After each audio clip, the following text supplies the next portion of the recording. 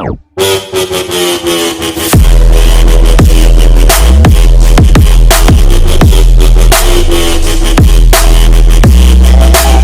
Guys, स्वागत है आपका हमारी इस नई वीडियो में। आज है 30 सितंबर 2020। तो 30 सितंबर से रिलेटेड जितने भी टॉप 10 मोस्ट इंपोर्टेंट क्वेश्चन है वो हम आपसे इस वीडियो में डिस्कस करेंगे विद फुल डिटेल। तो आप इस वीडियो को एंड तक देखना। और मैंने वीडियो के लास्ट में आपके लिए क्वेश्चन रखा है, उसका आंसर आपको कमेंट बॉक्स में देना है।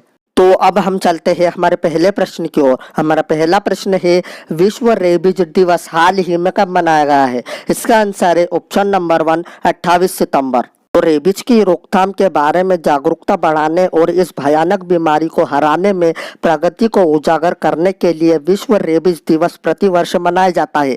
28 सितंबर को लुईस पास्चर की पुण्यतिथि, फ्रेंच केमिस्ट और माइक्रोबायोलॉजिस्ट की सालगिरह भी है जिन्होंने पहला रेबीज वैक्सीन विकसित किया है। अब हम चलते हैं हमारे दूसरे प्रश्न की ओर। हमारा दूसरा प्रश्न है, किस राज्य सरकार ने हाल ही में खुली सिगरेट की बिक्री पर प्रतिबंध लगाया है? इसका आंसर है ऑप्शन नंबर 3, महाराष्ट्र। तो अब हम आपको बताते हैं महाराष्ट्र के बारे में। महाराष्ट्र की कैपिटल है मुंबई, इसके चीफ मिनिस्टर है उद्धव ठाकरे और इसके गवर्नर है भगत सिंह कोश्यारी। अब हम चलते हैं हमारे तीसरे प्रश्न की ओर। हमारा तीसरा प्रश्न है, मिंत्रा की ब्यूटी ब्रांड एम्बेसडर हाल ही में कौन बनी है? इसका आंसर है ऑप्शन नंबर 2, दिशा पाटनी। तो ये है दिशा पाटनी और ये हाल ही में मिंत्रा की ब्यूटी ब्रांड एम्बेसडर बनी है। अब हम आपको बताते हैं मिंत्रा के बारे में। मिंत्रा की स्थापना हुई थी फरवरी 2007 में।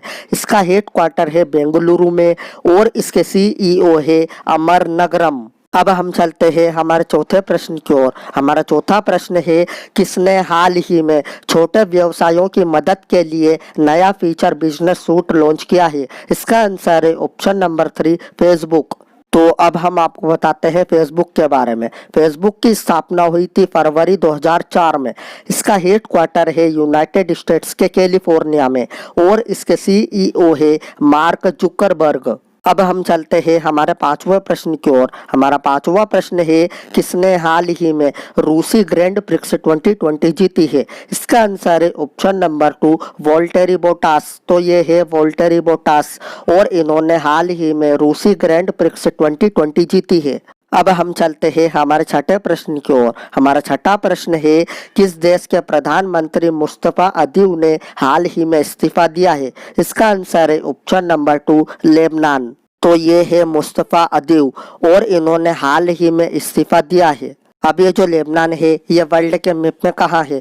तो आप ये मैप देखिए, ये रहा हमारा इंडिया और ये रहा लेबनान। और आपको ये भी याद रखना है कि ये एशियन कंटिनेंट में है। तो अब हम आपको बताते हैं लेबनान के बारे में। लेबनान की कैपिटल है बेरूत और इसकी करेंसी है लेबनिस पाउंड। अब हम चलते हैं हमारे सातवें प्रश्न की ओर। हमारा सातवां प्रश्न है, कोरोना महामारी में दुनिया का सबसे बड़ा चुनाव किस राज्य में होगा जहां कोरोना मरीज भी वोट देंगे? इसका आंसर है ऑप्शन नंबर 2, बिहार। तो अब हम आपको बताते हैं बिहार के बारे में। बिहार की कैपिटल है पटना, इसके चीफ मिनिस्टर है नीतीश कुमार और इसके गवर्नर है फागू चौहान। अब हम चलते हैं हमारे आठवें प्रश्न की ओर। हमारा आठवां प्रश्न है, कौन हाल ही में आईपीएल में सबसे तेज शतक लगाने वाले दूसरे भारतीय बने हैं? इसका आंसर है ऑप्शन नंबर 3, मयंक अग्रवाल। तो ये है मयंक अग्रवाल और ये हाल ही में आईपीएल में सबसे तेज शतक लगाने वाले दूसरे भारतीय बने हैं। अब हम आपको बताते हैं आईपीएल के बारे में। आईपीएल का फुल फॉर्म है इंडियन प्रीमियर लीग। इसकी स्थापना हुई थी 2008 में। इसका हेडक्वार्टर है मुंबई में और इसके एमडी एंड सीईओ है सुंदर रमन। अब हम चलते हैं हमारे नवे प्रश्न की ओर। हमारा नवा प्रश्न है, बीसीसीआई ने हाल ही में किसे महिला क्रिकेटर के राष्ट्रीय चयन समिति का अध्यक्ष नियुक्त किया है? इसका आंसर है ऑप्शन नंबर 2, नीतू डेविड। तो अब हम आपको बताते हैं बीसीसीआई के बारे में। बीसीसीआई का फुल फॉर्म है board of control for cricket in India. इसकी स्थापना हुई थी दिसंबर 1928 में। इसका हेडक्वार्टर है मुंबई में और इसके डायरेक्टर है सौरव गांगुली।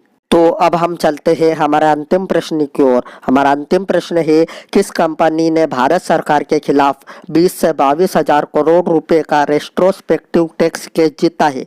इसका आंसर है ऑप्शन नंबर 1 वोडाफोन। तो अब हम आपको बताते हैं वोडाफोन के बारे में। वोडाफोन की स्थापना हुई थी 1982 में। इसका हेड क्वार्टर है यूनाइटेड किंगडम के बर्कशायर में और इसके CEO है निक रीड। तो मैंने कल आपसे वीडियो के लास्ट में एक प्रश्न पूछा था, माई लाइफ इन डिजाइन नामक पुस्तक किसने लिखी है? इसका आंसर है ऑप्शन नंबर 1 गौरी खान। अब आपके लिए एक प्रश्न है, इस प्रश्न का उत्तर आपको कमेंट बॉक्स में देना है। तो ये रहा आपका प्रश्न, किसने मोहम्मद अली जिन्ना पर आधारित पुस्तक Jinnah his success failure and role in history लिखी है? अगर आपको वीडियो अच्छी लगी हो तो please like share and subscribe जरूर करना। मैं मिलता हूँ आपसे अगली वीडियो में।